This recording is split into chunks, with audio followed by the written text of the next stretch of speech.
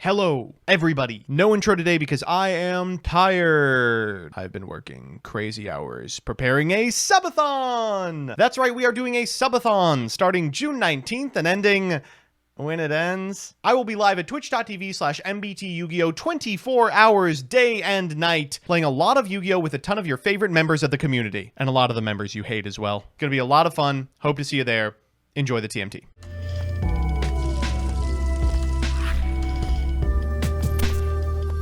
Good afternoon, Jank enthusiasts. I'm MBT, and this is 10-Minute Testing. Have you ever played Branded and looked at the awesome characters and loving care spent on telling an engaging story and thought, damn, I wish it was worse? Well, for fans of that exact thing, I have great news. Presenting Mannadium. So here's the list, which got top 4 at the Toronto Regional, and does it count as a lore deck if no one knows what's going on?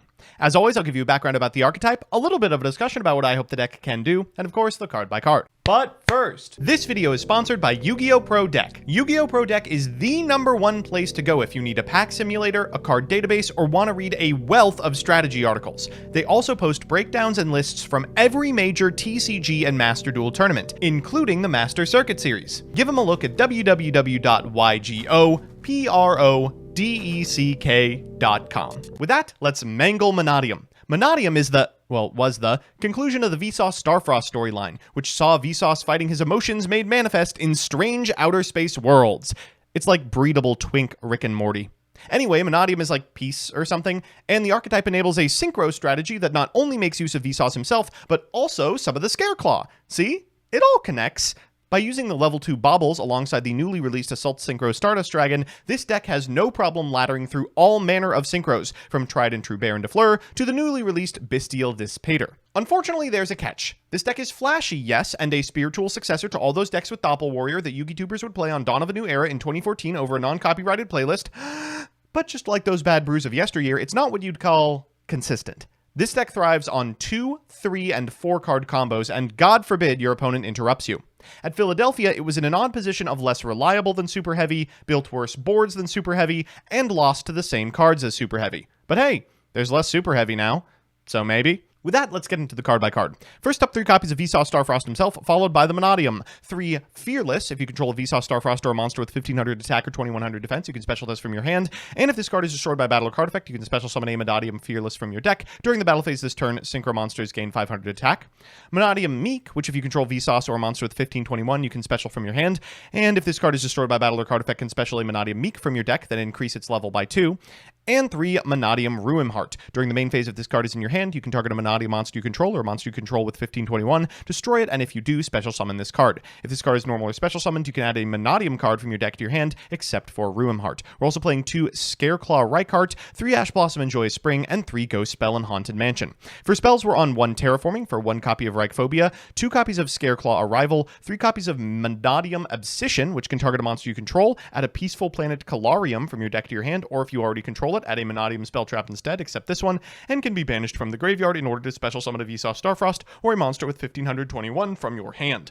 After that, we've got 3 copies of Peaceful Planet Calarium. When this card is activated, you can add a Mannadium or a Vsauce Starfrost from your deck to your hand. Light monsters gain 100 for each tuner you control and have in your graveyard, and if a face-up tuner you control is destroyed by battle or card effect, you can target one of those monsters and special summon it.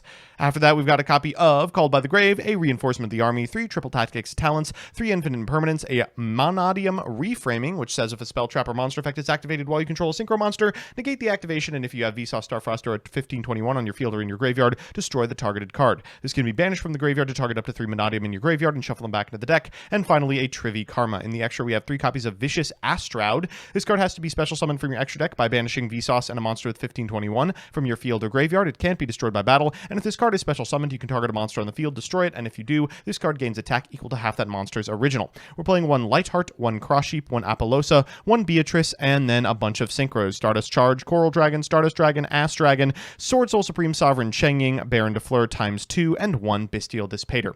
In the side, we've got 3 copies of Nibiru, 3 copies of Dark Ruler, 3 copies of Cosmic Cyclone, 1 Harpy's Feather Duster, 2 Lightning Storm, and triple evenly matched. So with that, let's jump into the games. Our first match is up against Gold Pride, and look at this punk challenging my title of most ballin'. We're going first, and we've opened 4 non-engine plus Rykart, which is full combo. We'll go Rykart here in order to get a copy of Arrival before making Lightheart. We'll use Lightheart's effect in order to grab Ryphobia, then we'll activate Ryphobia to get a Vsauce Starfrost. We'll go Vsauce, popping the Lightheart, and then we'll activate the Graveyard effect of Lightheart to bring itself back. From here, we can activate Arrival to bring back our copy of Rykart, and we'll make a Baron, set a couple of cards, and pass turn. Not fantastic, but still alright. Our opponent's going to lead with a copy of Dark Ruler No More, okay, and followed up with a Shirakusai. We will negate the effect of that, no fusion summoning for you, and because they're at a lower life total than us, they can go into Roller Baller. After this, they're going to make Cerberus. Jeez, that's down bad. We'll go for an Infinite Impermanence here, targeting the Cerberus, and then they're forced to proceed to the battle phase, attempt to walk over Lightheart, and wall by this copy of Arrival. We'll draw for turn, and that's a pretty good one. In main phase, we're going to activate Baron de Fleur to pop our opponent's monster, and then go for the Peaceful Planet Calarium. We'll go for Room Heart here, activate the effect in order to grab a Meek, and make a Cross Sheep. From here, we can fusion summon Vicious Astroud by banishing our monsters, and Cross Sheep Reborn the Rykart, at which point our opponent concedes. So that's what this deck does going first. Let's see what it can accomplish on the draw. Our opponent's playing a Ishizu Tearlament with like some dangers in it.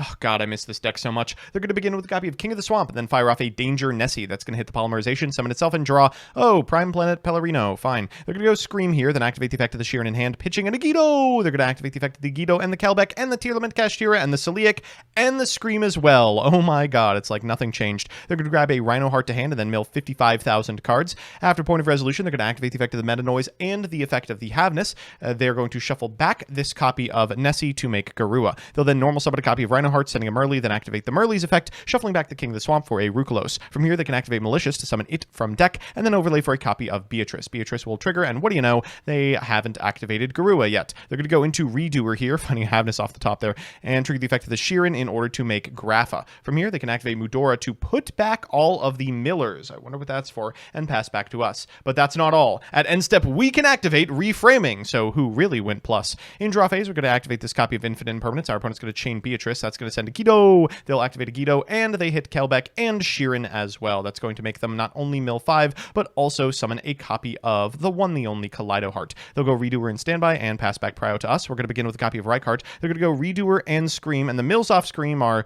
just unbelievable. They'll shuffle back our monster. We'll triple tack, targeting the Rukulos. They're going to go ahead and summon the Kashtira Tearlament here, then activate the effect in order to mill 3, at which point we will concede. So it's time for game 3, and you know what that means, a best of 3 versus meta.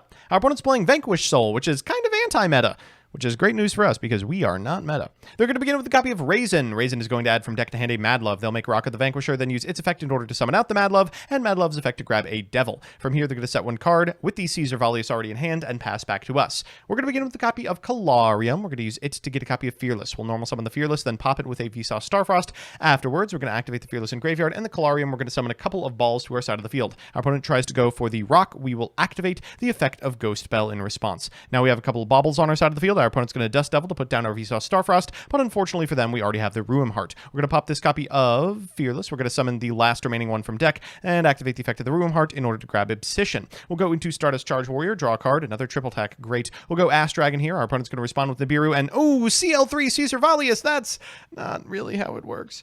Okay, no big deal. We'll summon back the Fearless here and then make Vicious Astroud with our face-down monster. We'll go ahead and pop the copy of Nibiru. We'll go into a Baron de Fleur, trade the Nibiru token for a powerful card, activate Triple Tactics Talents, shuffle theirs back in, pass back to our opponent on one must negate, and say go.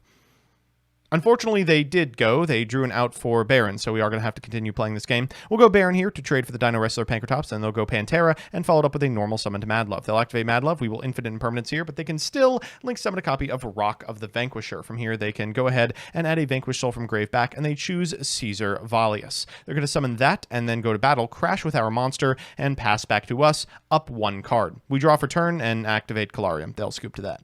So it's time for game 2, and look at all that non-engine. Sheesh! If I'd known this, I would have just ashed the Prospy. They're going to begin with a copy of the Pot, banishing 6 cards face down and finding off the top.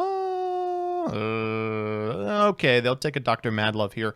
Afterwards, we're going to go for a copy of Dr. Madlove, activating the effect, to which we will Ash Blossom and Joyous Spring. They can still make the Rock and use the Rock to add the Madlove back, and after that, they're going to set 2 and pass.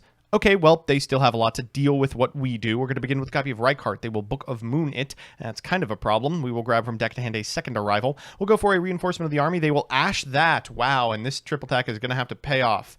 And it did! Obsession is probably the best draw remaining in the deck. We'll go for Calarium here and grab a copy of Room Heart. We'll activate Obsession in order to summon it out. Then we'll activate Room Heart's effect into an infinite impermanence. No big deal, we have an arrival in hand, so we will fire that off next, summoning back the Reichheart, at which point our opponent concedes. So we're back with the deck, and you have no idea how long it took to get watchable matches out of this one. Let's do the pros and cons. First, the pros. 1. Level 10 synchros are crazy. This deck is amazing at making level 10 synchros, and it doesn't lock you, so your end boards will often revolve around Changing, Baron, and Dissipator.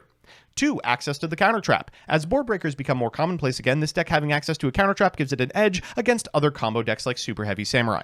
And 3. The Scare Claws. Being able to play Reichheart gives this deck a great normal summon that is functionally a 1-card Baron and fantastic at generating bodies. And the cons. 1. There's no 1-card combos. The Mannadium pieces rely on destroying the level 2 balls with effects like the in-archetype spells and the main deck level 4 Room Heart. These pieces are not completely cohesive, which means you can often draw hands with only the balls and be unable to make a board. 2. It's hard to go second. This deck struggles with going second heavily, as interrupting any form of destruction or cutting off access to Vsauce or Room Heart usually leaves you dead in the water. Decks with mass monster removal like Branded are an uphill battle you stand pretty much no chance against. And 3. Droll Lockbird. This is another one of those combo decks that really struggles to not go incredibly neg on advantage once drolled, as it adds multiple cards to its hand per turn, which fuel combo and set up a board. Getting drolled early will often leave you with no negates, or at best Baron and a few cards in hand. Overall, this puts out pretty standard boards, but it has a plethora of support to come in the future. Leave this one in the deck box until Agov. Thanks so much for watching. A huge shouts out to all of my patrons, but specifically Elena Tincher, Alex Perea, Allison Elliott, Ben Misera, Brett Henry, Bizen Queen, Chaotic Meatball, Christian Malone, Cody Robinson, Da Bears, Darkmaster Zork, DJ Elephant, Executive Slifer, Gabe the Green, John Piet, Jordan Kuntz, King Magic Ruler, Night Mary, Legal Rights, Lockstone, Luis Hernandez, Materiality, Matthew M. Derezzo, MBT Play Medolce, Mike Carlotti, NH6574, Puffins of Doom, Rose Lapine, Solar Flare the Ricka Queen, The Hollow King, Tootsie, Troy Says By Erasure is Gay, Vincent Storm, Who's Nick, Wonder Waffle, Yuki, and Yor. I couldn't have done it without you.